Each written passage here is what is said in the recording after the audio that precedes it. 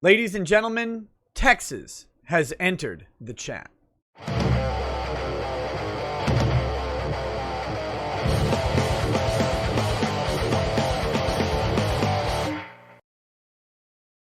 Hey, what's up, guys? Welcome to Law-Splaining the Interwebs. I am your host, Nick Rekieta of Rekieta Law, a small law firm in central Minnesota, and today we are talking about what I find to be the most interesting lawsuit of all of the post-election lawsuits, and that is that Texas has decided to sue Pennsylvania, Georgia, Michigan, and Wisconsin. They filed this lawsuit late on December 7th of 2020, and it is now December 8th of 2020, and the document is out there. We're not going to go through the full document today on this video because that would take a long time. It's 154 pages. It is actually several documents long. What I'm going to do is show you each of the first page of each of the documents, give you kind of a summary of what's in there, and then hopefully we'll be able to go through the entire thing on a live stream sometime very soon. As we see, this will probably progress very quickly through the Supreme Court. Now, this is being brought directly to the Supreme Court of the United States, and that is because under Article 3 of the Constitution that establishes the judicial branch, the Supreme Court has what's called original jurisdiction over disputes between states. That means that this does not have to go through a federal district court and then an appeals court and then the Supreme Court. And it also does not have to go through any state court actions going up through the state Supreme Court and then being appealed to the federal Supreme Court. This is brought directly. The Supreme Court of the United States is the court with original and therefore exclusive jurisdiction over disputes between states.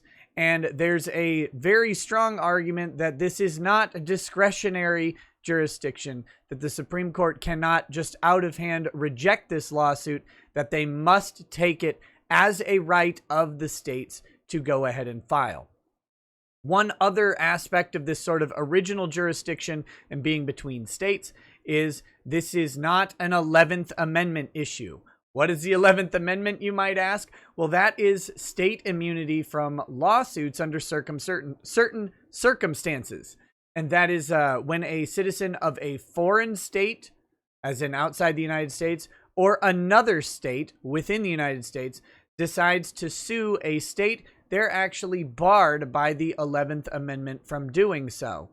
This is to prevent citizens, really, of other states suing and mucking up sort of the dealings of states on an individual basis. They have retained their sovereign immunity as sovereign states from that sort of action. However, they forfeit a small portion of that immunity when it comes to original jurisdictions between states. That's part of the federal control that we do have, or federal, I guess, jurisdiction or power over the states that exists in the interest of preserving the Union. What we want is a way for states to resolve their differences without a civil war, without going to violence. And this has been used in all sorts of contexts. I'm not sure that it's ever been used in this particular type of context, and certainly not in this scope. However, this is a relevant jurisdiction and a relevant case for the court to look up, and they will again have to do this very quickly as some deadlines are approaching. Today is the Congressional Safe Harbor deadline for choosing electors. The 14th is the deadline that electors will actually cast their votes. So we are coming up very quickly on these imposed deadlines. Now, the state of Texas has asked the Supreme Court to potentially extend that deadline with the idea that the Supreme Court has very important matters to rule on, and it may take more than 6 days. So we will see if they will do that or not. That would be possibly infringing on the plenary authority of Congress to actually act in this matter. But that's not the only remedy they've asked for. It's just part of a package of remedies, and all of these remedies they both work together and are severable from each other. They don't need every single remedy to win. Now, this is still a tall order to ask the Supreme Court to intervene on an election at this scale. So we will see what their intervention looks like. I mean, they could honestly just decide to take the case because they have to, but rule against it very quickly because they don't want to issue the type of ruling that would change the outcome of an election. However, Texas has laid out some very interesting grounds for why this election should not be determined by the existing vote totals in these 4 states. Now, I'm going to show you the first page of each of the documents that are included in the 154-page filing, and then I'll summarize Texas's argument with regard to the states and why they think this should be overturned. Again, going through all of these documents would be a much longer video, so I'm not going to go through them individually here, although I will see if I can arrange that for an upcoming live stream, unless things happen very quickly and it becomes moot. Okay, so here is the first one. The first document is a motion for leave to file a bill of complaint. This is just the state of Texas politely asking the Supreme Court to file their complaint against the other states. It's a very short sort of thing. Now there's the bill of complaint. This is the complaint itself that they're proposing to file. This is about 39 or 40 pages by itself, and this contains the bulk of the arguments against these states. And this is where some very interesting allegations are raised. Importantly, Texas does not rely specifically on allegations of fraud in their argument. And I think that is a very, very strong position to take.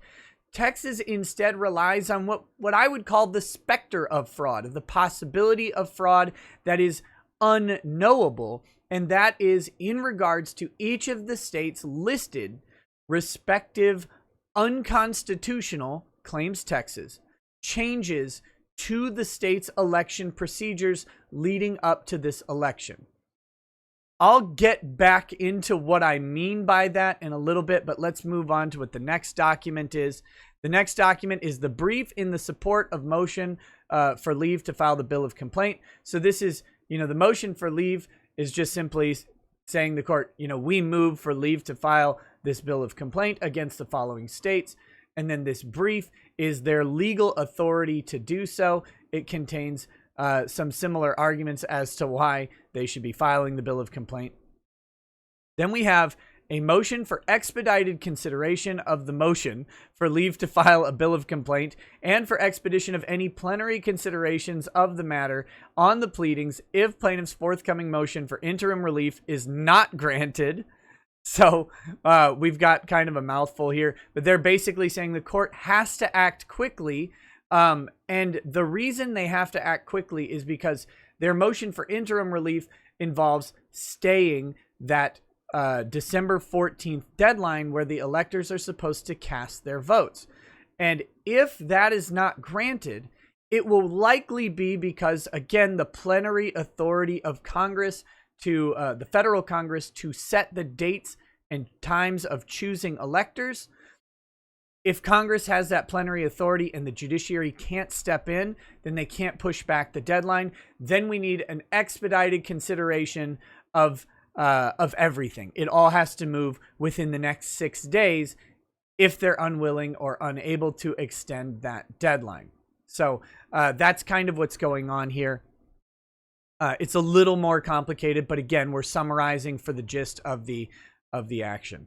And then we have a motion for preliminary injunction and temporary restraining order, or alternatively for stay and administrative stay. So they want the stay on the on the dates that are here, the safe harbor deadline, the elector vote cast deadline of the 14th. They want those stayed. They also want an injunction and a restraining order against the states from actually completing their certification in the meantime.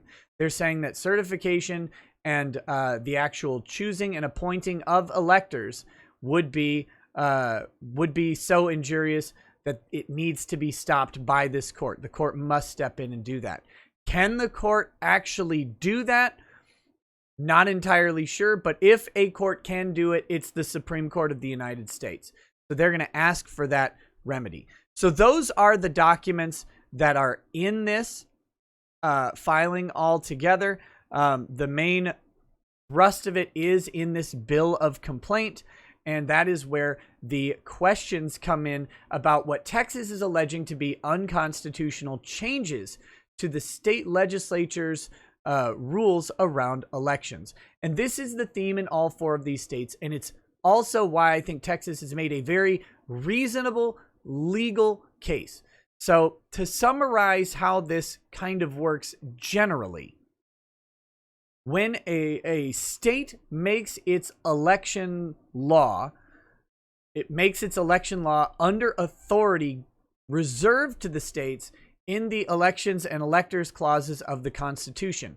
That is where the Constitution in Article 1 and in Article 2 lay out the federal process and the federal power in the choosing of electors for electing the president and the vice president, and the choosing of senators and legislators. They reserve most of the procedure to the states. The states have the ability to pick the manner of choosing electors. However, the federal government retains some power in setting the date that will occur. Okay, so that's summary of the elections and electors clause for the purposes of this discussion. And because of that, that means that the state legislature's authority to determine the electors, to choose the electors that their state will send to pick the president and the vice president, is a plenary authority of the state legislature. They're the only ones who have that power, and that power is basically unquestionable. They must follow the procedures that they set within those powers, but that is an unquestionable power for them to do it. If they want to come up with crazy rules for the choosing of electors, they're presumptively lawful and empowered to do so. Now, every state in the union now has some sort of scheme where the electors are chosen tied to their election procedures around a general popular vote. Most states just say the simple majority winner of the overall state's popular vote wins all of the state's electors. There are two states, Nebraska and Maine, which do that slightly differently. They split their electors based on how individual districts within those states vote. And each of those states have given one vote in this election to the other candidate. So Maine has the majority of its votes going to Joe Biden and one vote going to Donald Trump. And Nebraska has the majority of its votes going to Donald Trump and one vote going to Joe Biden. But everybody else sets their electors as the whole amount on the simple popular vote within the state.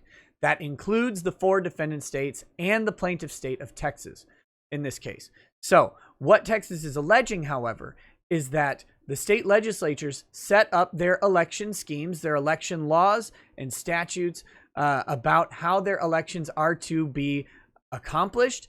And within those states, due to one of a couple reasons, either what they're calling friendly lawsuits or what they're calling executive fiat or executive or administrative actions, they have unconstitutionally altered their state election procedures for the purposes of the 2020 election.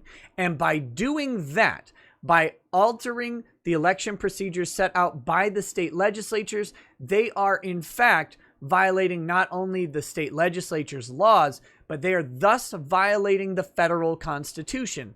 Because the federal Constitution reserves the entire power to determine how electors are chosen to the state legislatures themselves, no other actor has constitutional authority to modify in any material way the processes by which they set up. This is a very, very strong argument. The hardest part has been, in light of all of the other lawsuits, who brings the argument? Who has standing to bring the argument? How do we bring the argument? And then how do we implement this constitutional guarantee that should be reserved to state legislatures?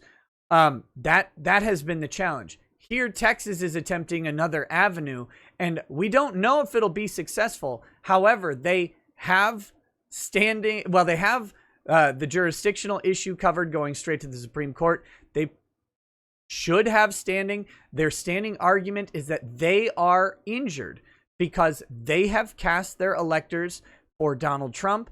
And if these 4 states, which included impermissible, unconstitutional voting methods, which would then result in presumptively invalid votes, if they're allowed to get their way, the state of Texas, in following the law and casting lawfully sending electors, their rights are violated. Their rights are diluted or diminished by the actions of these other states. And that is a pretty compelling standing argument. Whether or not, again, the Supreme Court takes it will be another question.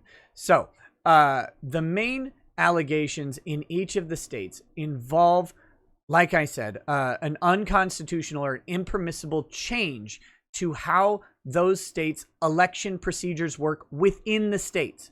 Specifically in Pennsylvania, for example, they have alleged that Pennsylvania had a statutory scheme and Secretary Bookvar ordered a differing approach to doing the elections, specifically with regards to absentee and mail-in ballots. Now, this is different from the other constitutional challenge going on by Mike Kelly and Sean Parnell against the Commonwealth of Pennsylvania and how they applied their Act 77 modifications to mail-in ballots. This is different from that. This is saying that Secretary Bookvar, through a lawsuit, what they're calling a friendly lawsuit. That's where 2 people ideologically aligned have a lawsuit and then settle that. Oh, shoot. Well, we can't fight it, so we just have to settle the claims this way and we'll resolve it in the way we want it to go. That's what they're alleging. And they say that through that settlement, they changed the laws or the application of Pennsylvania's election laws to allow for absentee ballots to be counted in a way that was inconsistent with the law, to be received in a way that was inconsistent with the law, and that the amount of votes included in that impermissible vote tally exceeds Joe Biden's margin of victory in Pennsylvania. Specifically, at one point, they talk about the late ballots that came in, the ballots that were segregated out as having a receive date that was after Election Day. Now, you've seen some different numbers about this, I'm sure. One of the popular numbers thrown around is that was only 9,000 votes, which is partly true. Those 9,000 votes were segregated. However, an additional 100-something thousand votes that have very questionable dates around them were also included in the vote totals. And what do I mean by that? I mean that there are over 50,000 votes in the state of Pennsylvania that allegedly have a postmark that is postmarked after the date that the ballot was received. Yes, you heard that right. So they received the ballot on the voting day of November 3rd, but it was postmarked, as in dropped in the mail, on November 4th, which is obviously impossible. They have included in that as well are postmarked and received the same day. Again, basically an impossibility. And then the slightly more possible but entirely entirely unplausible proposition that there's another set of votes that include I think another 50,000 votes that were received the day after the postmark. So they were postmarked on November 2nd, or I believe, and they were received on November 3rd, which allegedly does not happen. I don't know. But this is one of the areas where they are attacking the mail-in voting scheme in Pennsylvania. Although, importantly, that's not the only one. The main reason they brought that one up is because late arriving ballots were supposed to be segregated by the existing order of Justice Alito from the Supreme Court, and they were not segregated.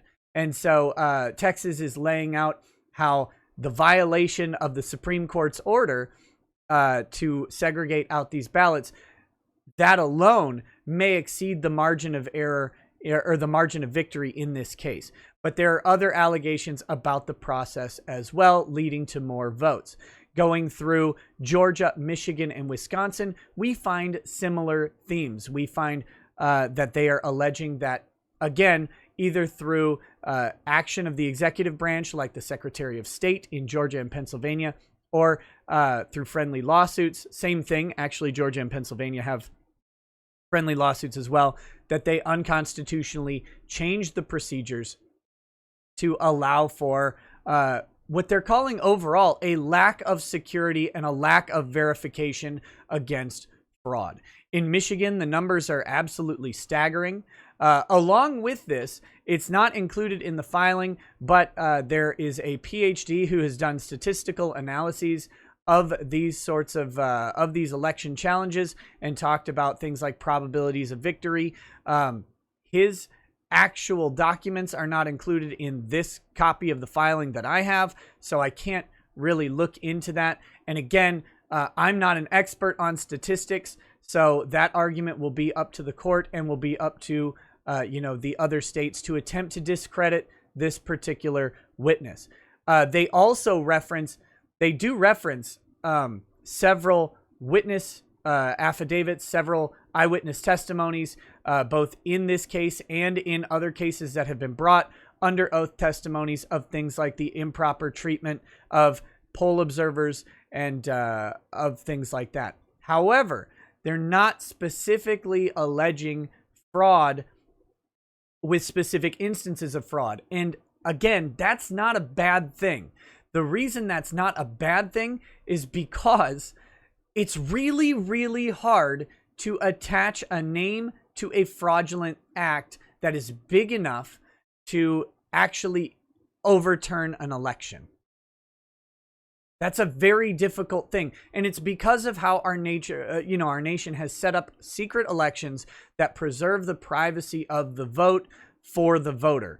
And that just makes it hard to do this sort of stuff. Texas is acknowledging that. They're basically circumventing that argument and saying, unfortunately, Supreme Court, we can't know if there was fraud. What we do know is that all of these states implemented measures to safeguard against the fraudulent possibilities of absentee or mail-in voting. And in each of these states, those safeguards were subverted by an unconstitutional act, which leads to the specter of fraud, distrust in the election, and the very likely outcome that we have an uncountable number of fraudulent votes that exceeds the number of, or I shouldn't say fraudulent, unlawful votes that exceeds the margin of victory of Joe Biden in each of these states. And therefore, they should not be able to choose their electors based on these unlawful votes. So what's the solution? I know this video is getting long and we're going to wrap up in just a minute. The solution Texas is ultimately asking for is basically permission from the Supreme Court to tell each of these states to have their legislatures choose the electors in the manner that they will choose them, or to prevent them from sending electors to the Electoral College vote. Those two options result in a couple different outcomes. If the Supreme Court ultimately prevents them from sending electors because they won't make the choice through their legislatures, then their electoral votes do not count. And if Joe Biden does not receive enough electoral votes to get the 270 majority needed, then it goes to a 12th Amendment contingent election, and those are voted on by state delegations in the House. We don't know how that will turn up. There are lots of theories about how that would turn out, but that is the reality that we would be faced with in that instance. The other possibility would be that it goes back to the state legislatures and they choose their own electors in their own manner. This does not mean that Trump wins these states. It doesn't mean that at all. In fact, each of the states could choose to send their electors in the exact manner that they're already sending their electors. They could just go with the popular vote. They could say, we recognize that our procedures were not followed in a constitutional manner. However, we decide that we want these electors to go. And we're basing it on whatever we want because we're the Congress of that state and we can do that. So there is no guaranteed outcome from this lawsuit. This lawsuit does not have the Supreme Court of the United States install a president. And I think that is a very important and powerful approach that they've taken. Again, there are people who presume that if this were to happen, Donald Trump would be president. But that is not a foregone conclusion. And I think the political ramifications of doing that are something that each of these state legislatures would be strongly considering. So that is the proposed remedy. We will have to see how this goes. Again, this will move very, very quickly, but this is an extremely interesting update, and it doesn't necessitate individual allegations of fraud. One other thing that I think Texas raises as a great support for why this case belongs in the Supreme Court, and most importantly, why it belongs in the Supreme Court in this format, they've raised a very interesting problem that the states have been dealing with. Even if individually any of these states were to prevail ultimately in favor of Donald Trump, none of these states alone constitute enough electoral votes to change the general election's outcome. So state courts and federal courts within the states have had issues and dilemmas of this isn't a big enough issue to overturn the election. So why would we get involved in doing this, potentially upsetting a political question? They don't necessarily want to do that. In this case, however, Texas is alleging specific allegations against 4 defendants that all have a similarly situated constitutional issue. And if the Supreme Court were to find that the underlying constitutional issue in favor of Texas, then all 4 of these states would similarly have their remedy. It would be comparable, and it would be enough to significantly impact the outcome of the election. Not necessarily in favor of Donald Trump or of Joe Biden, but it has the potential to determine with finality the outcome of the election. So it's an interesting proposition for the Supreme Court. It addresses the lower court's reluctance or reticence to go ahead and issue an order that wouldn't ultimately have an effect on the overall election. And it puts it all in one spot. It also says that, as states, they're uniquely situated to withstanding on this issue because the states have a vested interest in choosing the president. How do we know this? Because that is the federalist system that was set up, and that's why the states get the method of choosing their president in the first place, or choosing their electors to president. That is what the Electoral College is. It is a original protection built into the document. If you have just a straight popular vote of president, you don't have states having autonomy, sovereignty, and authority over these matters in the way that you do now. The states would be necessarily giving up rights to a majority vote. And that's why interstate compacts require basically a similar standard to a constitutional amendment. But this video is getting too long, so I'm going to wrap it up. If you like these sort of updates, please hit like, subscribe. Let me know in the comments what you think about this lawsuit, what you think about my analysis, if you think it's good, if you think it's trash, if you have questions, drop them in the comments. I want to hear from you. Drop likes, drop dislikes if you hate it and you think I'm just some person who's on the payroll of whatever campaign. I'll take it all. Like, dislike, subscribe, share, talk about it with me. I will hopefully see you guys very soon. Have a good day. Peace. Peace.